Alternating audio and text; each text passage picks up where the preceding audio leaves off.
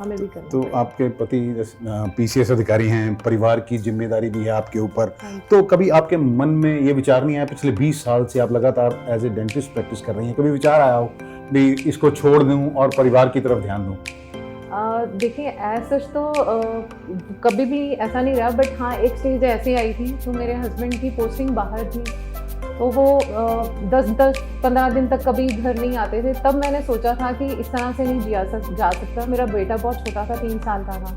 तब मैंने कोशिश की कि चलो छोड़ दूँ। तब मेरे पति ने कहा कि अगर आप आज अपनी क्लिनिक छोड़ दोगे तो डॉक्टर कमलदीप शर्मा ख़त्म हो जाएगी, सिर्फ मिसेस संदीप ऋषि रह जाएगी। तुम देखो अपनी आइडेंटिटी छोड़ना चाहते हो।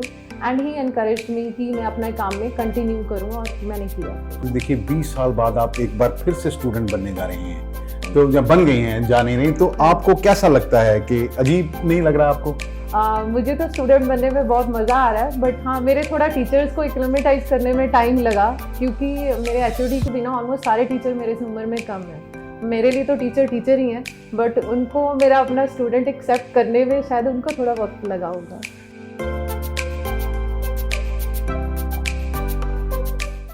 D4U न्यूज़ देख रहे तमाम दोस्तों को दीपक भंडारी का नमस्कार। आपकी सेहत में आपका स्वागत है। आज हम पहुंचे हैं ऋषिज डेंटल केयर में, जहां हम बात करेंगे डॉक्टर कमलदीप शर्मा के साथ। ये स्माइल डिजाइनिंग और RCT अंडर माइक्रोस्कोप में स्पेशलिस्ट हैं। हमारे साथ हैं डॉक्टर कमलदीप शर्मा। डॉक्टर नमस्कार जी। नमस्कार जी। डॉक्टर साहब, हमारे D4U न्यूज़ चैनल में आपका स्वागत है। नमस्कार जी। सब दर्शकों को मेरी तरफ से बहुत बहुत नमस्कार। अच्छा डॉक्टर साहब, पहले तो आप पिछले लंबे 20 सालों से आपका तजुर्बा है डेंटिस्ट, आप एज ए डेंटिस्ट काम कर रही हैं, तो हम बात करें कि आपको शुरू से डॉक्टर बनने का शौक था बचपन से ही, या मात्र संयोग से आप डॉक्टर बन गई? मेरे पिताजी ने मुझे ये सपना दिखाया था जब मैं 5वीं में थी। तब उन्होंने पहली बार कहा था कि मेरी बेटी डॉक्टर बनेगी। तब से बस इसको अपने गांठ मार लिया कि बस मुझे डॉक्टर ही बनना और कुछ करना ही नहीं है। तो जब आपके पिताजी बेसिकली, हम अगर आपको कहें कि आप अपने बारे में कुछ थोड़ा सा ब्रीफ में इंट्रोडक्शन दे दें तो बेहतर हाँ है। जी। मैं देखो, मेरे रोल मॉडल मेरे डैड ही हैं, मेरे पिताजी हैं, तो मैं शुरुआत उनसे ही करूँगी। मेरे पिताजी ने उनकी ग्रेजुएशन इंजीनियरिंग में था, और वो as XEN in electricity board retire हुए हैं। और मेरी मम्मा, she is also working women, वो अपनी बुटीक रन कर रही हैं। और दूसरे, मैं अपने पति की भी बहुत बड़ी फ़ैन हूँ। मैं उनके जैसा बनना चाहती हूँ। मिस्टर संदीप ऋषि, वो PCS ऑफिसर हैं, आजकल वो एडिशनल कमिश्नर इन कॉरपोरेशन हैं। मेरे 2 बेटे हैं, और बड़ा बेटा मेरा 18 साल का है, छोटा मेरा 14 इयर्स का है। और मैं अपने सास ससुर का जिक्र करना नहीं भूलूंगी, क्योंकि आजकल मैं जो भी हूँ, माँ बाप ने तो पढ़ाया लिखाया था, बट जो आज मैं कर रही हूँ, शायद उनका सपोर्ट उसके पीछे बहुत ज़्यादा है। ये देखिए जी, इनके पति PCS हैं और अब बड़ा बेटा 18 साल का है। आप जानकर हैरान होंगे कि अब ये अपनी MDS, जो शौक इनको था, शादी हो गई 2000, हम बात करें कि 2001 में आपका जब आपने BDS कंप्लीट की, तो तभी MDS क्यों नहीं की? अब आप MDS परस्यू कर रही हैं। हाँ जी। एक्चुअली जब मेरी BDS ख़त्म होने वाली थी, तो मेरे हस्बैंड का रिश्ता आ गया, और शायद वो इंसान इतने अच्छे थे, मना नहीं कर पाए, तो शादी कर ली।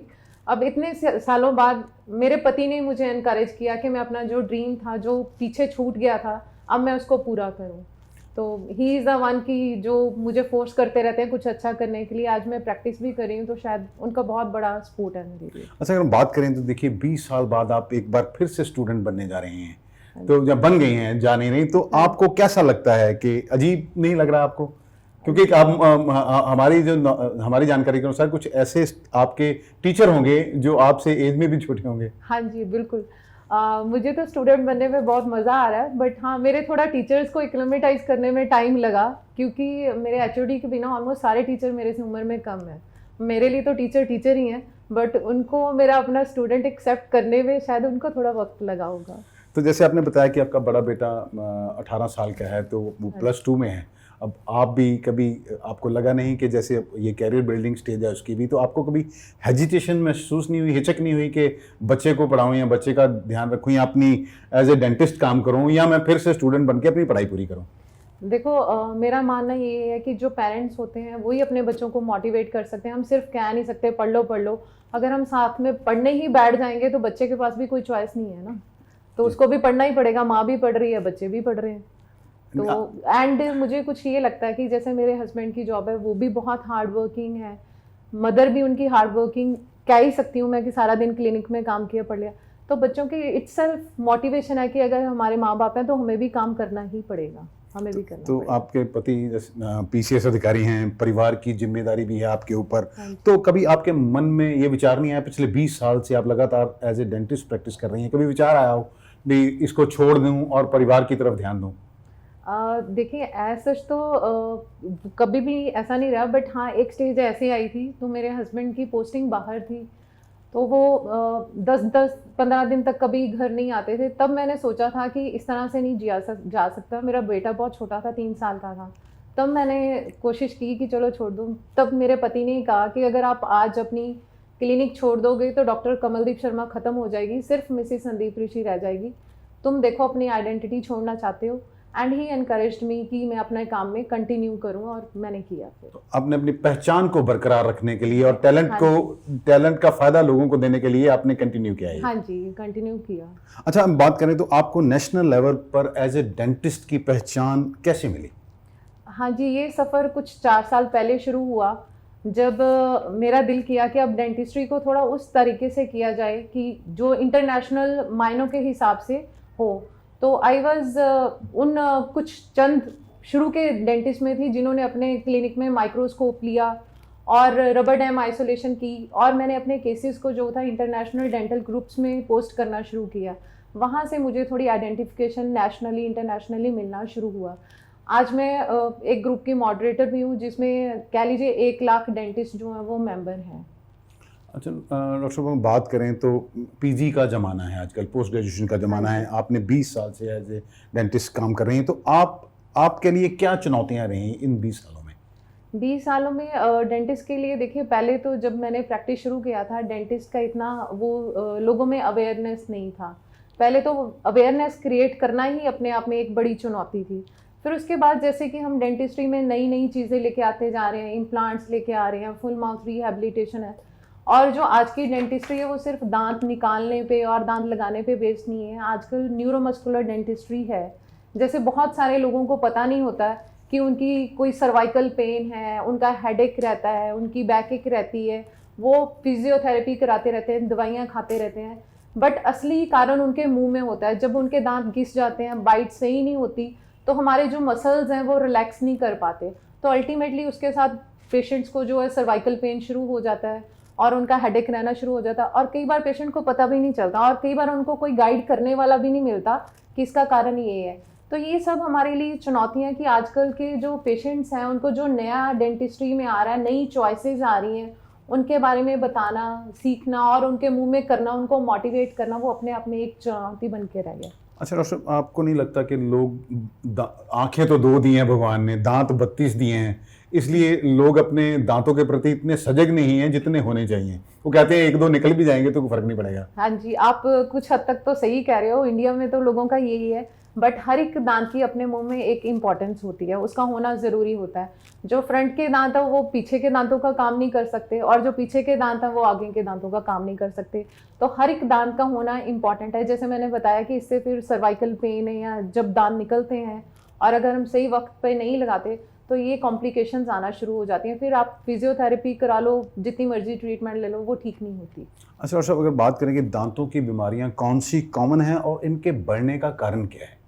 देखिए जी, दांतों की बीमारी जो शुरुआत होती है आजकल, जो हमारा खान पान है, स्पेशली बच्चों का, उनका खान पान काफ़ी हद तक गलत हो गया है। रिफाइंड शुगर्स ले रहे हैं, मैदा ले रहे हैं, तो उससे दांतों की कीड़ा लगना जो है उसी से शुरू होता है जी। और अगर हम उसका ध्यान नहीं देंगे, कीड़ा लग के फिर वो उसकी RCTs की भी ज़रूरत पड़ती है, ज़्यादा ज़्यादा दांत निकल जाएगा, फिर वहाँ पे ब्रिज लग जाएंगे, इम्प्लांट्स हो जाएंगे, कॉम्प्लिकेशंस बढ़ती जाएंगी। और जैसे मैंने बताया कि 1-2 दांतों का पेशेंट को नहीं पता चलता कि इनका कोई फ़र्क नहीं पड़ा, बट उनकी बाइट के ऊपर तो फ़र्क पड़ता ही है। उससे उनको हेडेक या उनकी बाकी सारी और प्रॉब्लम्स जो हैं वो शुरू हो जाती हैं, जिनका पेशेंट्स को कभी पता भी नहीं चलता।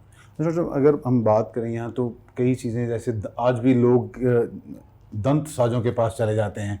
ऐसी धारणा है कि डेंटिस्ट्री जो ब्रांच है बहुत महंगी होती जा रही है। हाँ जी, क्योंकि देखिए दिन ब दिन अब लोगों ने, वैसे तो हम तो स्टरलाइजेशन के लिए शुरू से ही बहुत अवेयर थे, बट लोग शायद अवेयर नहीं थे। जो जी। दांत साजों के पास या सस्ते डॉक्टर के पास जाते हैं, वहाँ पे स्टरलाइजेशन नहीं होता। एड्स और हेपेटाइटिस बहुत बड़ी बीमारियां थी, बट स्टिल लोगों में उनकी अवेयरनेस कभी नहीं रही। बट कोरोना ने लोगों को स्टरलाइजेशन के लिए थोड़ा अवेयर कर दिया। ये मैं कहूँगी कि कोरोना का ये हमें फ़ायदा हुआ है कि अब लोग जो है, जो स्टरलाइजेशन देखते हैं, हमारे इक्विपमेंट्स देखते हैं कि पैक्ड है, सब कुछ है, तो दे फील सेफ। तो ये इन चीज़ों की वजह से ही, जैसे हम नए अच्छे मटेरियल्स यूज़ करते हैं, टेक्निक्स यूज़ करते हैं। अब जैसे कि मैं माइक्रोस्कोप, जिसको दूरबीन बोल सकते हो, जैसे दूरबीन के साथ सर्जरी होती है, वैसे हम दूरबीन के साथ ही ये सारा दांतों का काम करते हैं। तो ये सारा इक्विपमेंट महंगा होता तो ये सारा पेशेंट्स के लिए ही है, तो फिर उससे एक्सपेंसेस बढ़ जाते हैं। तो वो सिर्फ पेशेंट को लगता है कि ट्रीटमेंट महंगी होगी, बट बात ये है कि उनकी ट्रीटमेंट अच्छी हो गई है। दर्शक, ऐसी धारणा रही है कि BDS was not a upcoming branch. तो आपका इस बारे में क्या कहना है? आपने BDS करी 20 साल पहले, जबकि बहुत लोगों के ये रहता था कि हम MBBS को ही प्रेफरेंस दी जाती थी। हाँ जी, ये तो है। जो BDS है अभी भी इतना, अगर हम फॉरेन लेवल पे देखें तो BDS का बहुत स्कोप है, बहुत इवॉल्वमेंट हो गया है। बट इंडिया में अभी भी इसको आप ये कह सकते हो कि थोड़ा सा तो पुश करना पड़ता है कि नहीं BDS करना है। बट अभी भी बच्चे जिन्होंने बाहर जाना, दे ऑप्ट फॉर BDS। ये चीज़ MBBS और BDS में सबसे बड़ा फ़र्क ये है कि आप MBBS करके अपना क्लिनिक तो खोलोगे, उसको रन नहीं कर सकते। BDS करके it itself is a specialization. इसके लिए आगे सुपर स्पेशलाइजेशन करना, ये करना, वो इतना ज़रूरी नहीं। अगर आप अच्छा काम कर सकते हैं तो आप अपनी प्रैक्टिस शुरू कर सकते हैं, आपकी अपनी सेल्फ अर्निंग शुरू हो जाती है BDS के साथ ही। ये सबसे बड़ा पॉजिटिव चीज़ है कि आपको मास्टर्स करने का या आगे करने का वेट नहीं करना पड़ता। अच्छा, और सब बात करेंगे, आप 20 सालों से लगातार ये एज ए डेंटिस्ट काम कर रही हैं। पहले की डेंटिस्ट्री और आज की डेंटिस्ट्री में क्या बदलाव आए हैं? देखिए, पिछले 4-5 साल में तो जैसे कहते हैं बूम आ गया है डेंटिस्ट्री में। पहले डेंटिस्ट्री में ज़्यादा ये होता था जी, फिलिंग कराओ। अब जैसे मेरे क्लिनिक में हम फिलिंग वर्ड यूज़ नहीं करते, हम रेस्टोरेशन यूज़ करते हैं। बिकॉज फिलिंग तो ऐसा वो सीमेंट भर दिया दांत में। अब रेस्टोरेशन का ये होता है कि उसमें आपको दांत का साइज़, शेप और उसकी अनाटमी सब कुछ देखना पड़ता है, क्योंकि अब हमें पता है कि अगर हम कुछ भी चीज़ इधर की उधर करेंगे तो अल्टीमेटली वो पेशेंट की बाइट हिला देगा और पेशेंट को और कॉम्प्लिकेशंस आ जाएंगी। तो इसीलिए इन चीज़ों का है, ये एक मेजर फ़र्क है कि जब शुरू में आए थे तो हमें सिर्फ वो फिलिंग का और एक्सट्रैक्शंस का, RCT भी तब नई थी। बट विद द टाइम बहुत कुछ नया आ गया, इम्प्लांट्स आ गए हैं, बहुत चेंज हो गया। अब तो बहुत कंजर्वेटिव अप्रोच हो गई है कि दांत ज़्यादा काटना भी नहीं पड़ता और निकालना तो बिल्कुल ही नहीं पड़ता। अब इन सालों में अगर मैं कहूँ तो जो कंप्लीट डेंचर के केसेस थे वो बहुत कम हो गए हैं। मतलब अब अगर बात की जाए तो पहले फोकस रहता था कि दांत दर्द है निकाल दो, अब रहता है कि दांत को बचाओ। हाँ जी, बिल्कुल, उसकी आखिरी सांस तक उसको बचाओ। तो उसमें आप कितना कामयाब रहती हैं? देखिए, अभी तक तो भगवान की दया से काफ़ी कामयाब ही रहे हैं। जिस चीज़ में हाथ डाला है वो उन्होंने करवा ही दिया है ठीक ठाक। अच्छा, आप अगर हम बात करें, जैसे आपने बात करी है कि माइक्रोस्कोप यूज़ होता है, तो डेंटल के ट्रीटमेंट में अगर माइक्रोस्कोप का कितना बड़ा रोल है? बहुत बड़ा रोल है। देखिए, जिस चीज़ को आप 25 टाइम्स बिगर पर देख सकते हैं, उसमें आप ये देख सकते हैं कि उसमें गलती की गुंजाइश ही नहीं रहती। उसमें आपको अपनी गलती भी उतनी बड़ी दिखाई देती है, तो उसमें वो गलती की नहीं रहती। अब जैसे हम RCT की बात करें, अगर हम बिना माइक्रोस्कोप के RCT करते हैं, हमें उसमें से कुछ नहीं दिखाई देता। ये सिर्फ एक गेस वर्क है कि इसमें इतना कैनाल है और इतना दांत साफ हुआ। माइक्रोस्कोप में आपको सब कैनाल्स दिखाई देती हैं, उनकी कितनी सफाई होगी है वो सब दिखाई देता है कि आपको कोई बैक्टीरिया छूटा नहीं है, वो क्लीनिंग वो दिखाई देती है। इसी तरह से जैसे हम दांत की कहते हैं कि क्राउन के लिए प्रिपरेशन करते हैं, उसके साथ बहुत रिफाइनमेंट हो जाता है हर एक चीज़ में। अगर हमारी जानकारी के अनुसार you was the first one जिन्होंने माइक्रोस्कोपिक सर्जरी शुरू की थी अमृतसर में। हाँ जी। तो by God's grace, yes, I was among those. तो शुरू में काफ़ी लोगों को समझाने में भी दिक्कत आती होगी भी ये क्या है?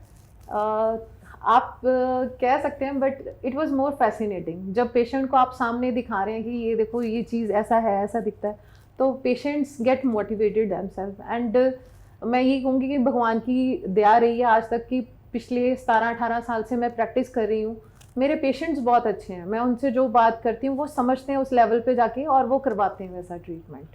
अच्छा, अगर बात करें, देखिए एक महिला के लिए आप क्लिनिक भी चला रही हैं, परिवार को भी देखना है, अब खुद पढ़ाई भी कर रही हैं, एमडीएस कर रही हैं, अब तो कितना बड़ा चैलेंज है आपके लिए ये? चैलेंज के बिना लाइफ का मज़ा नहीं है, आई मस्ट से दैट।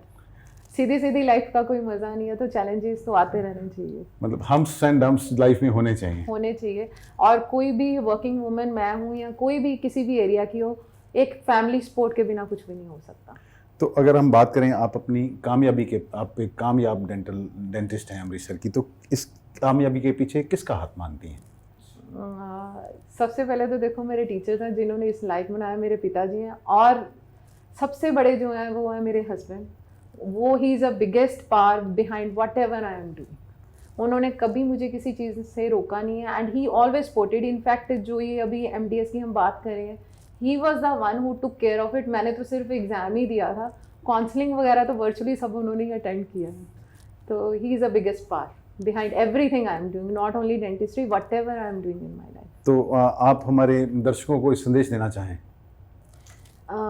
हाँ जी, संदेश यही है कि अपनी लाइफ में कुछ ना कुछ एक एम ज़रूर बना के रखें, एनकरेजमेंट ज़रूर होना चाहिए। ड्रीम्स जो होते हैं ना, उनकी कोई उम्र होती है ना कोई सीमा होती है। आप कुछ भी सोच के अपना ड्रीम लेके बस उसकी तरफ मेहनत करते जाइए, भगवान आपका साथ देते ही जाएंगे।